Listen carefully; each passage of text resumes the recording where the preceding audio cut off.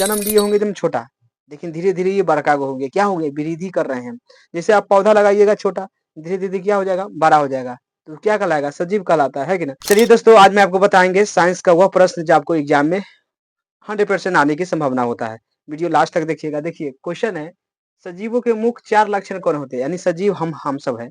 उसका 4 लक्षण आपको लिखना है। कैसे लिखेंगे? यानी हम अगर ज़िंदा है, तो इसके लक्षण क्या है हमको? हमको पास क्या लक्षण है? जे कैसे हम कह सकते हैं ये ज़िंदा है? ये काहे न ज़िंदा है ना? इसको लक्षण क्या है जो ये मरा हुआ है कि ना? इस तरह का आपको प्रश्न माइंड में चलता होगा। चाहे कहूँ भी आपको प्रश्न पूछेगा, जैसे एग्ज़ाम में ये पूछ चुका है मैट्रिक के एग्ज़ाम में, तो आने की संभावना बना रहता है। तो चलिए देखिए, सजीवों के मुख्य 4 लक्षण कौन-कौन होते हैं? एक में भोजन ग्रहण करना। अगर कोई भी दुनिया में जीव है, वो अगर भोजन ग्रहण कर रहा है, तो समझ जाइए वो क्या है? जीव कहलाता है कि ना? जो भोजन ग्रहण करबे नहीं करेगा, वो क्या कहेगा? मृत जीव ही कहलाएगा, है कि ना? ये भोजन करेगा, जैसे ये चीज़ है, जैसे ब्लैक बोर्ड भोजन करेगा? नहीं कर सकता है। ये सब क्या होगा? मृत जीवी, है कि ना? जो लोग दुनिया में, कोई भी दुनिया में अगर भोजन ग्रहण कर रहा है, किसी के द्वारा, नो डाउट किसी के द्वारा खाली भोजन अंदर ग्रहण कर रहा है, तो समझिए वो क्या कहलाएगा? सजीव कहलाता है कि ना? समझ आ गया आपको पहला लक्षण? पहला लक्षण में भोजन उसको ग्रहण करना ही चाहिए। अगर वो भोजन ग्रहण नहीं कर रहा है, तो समझिए वो सजीव नहीं हो सकता है। पहला। दूसरा में साँस लेना या छोड़ना। अगर कोई भी अगर जीव है यानी सजीव है, वो साँस लेगा या तो छोड़ेगा, दोनों में से कोई क्रिया वो करने वाला है। यानी दोनों क्रिया वो करेगा। हम लोग क्या है?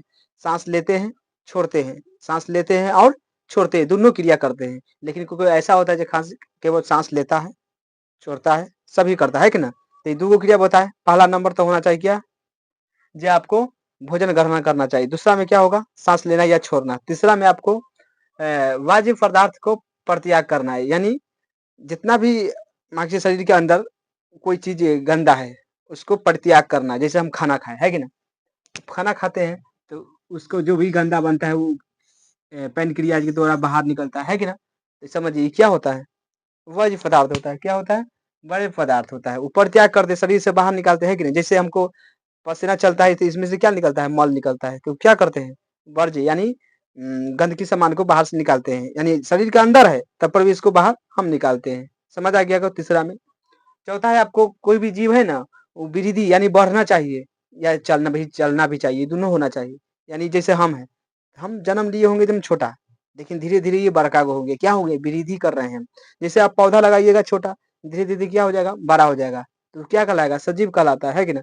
जिसको वृद्धि भी होना चाहिए, यानी बढ़ना भी चाहिए और गति भी करना चाहिए, चलना भी चाहिए, दोनों होना चाहिए मौसम में। समझ आ गया? ये 4 लक्षण होना चाहिए किसमें? सजीव में। समझ आ गया? तो वीडियो को लाइक कीजिए, सब्सक्राइब एंड शेयर।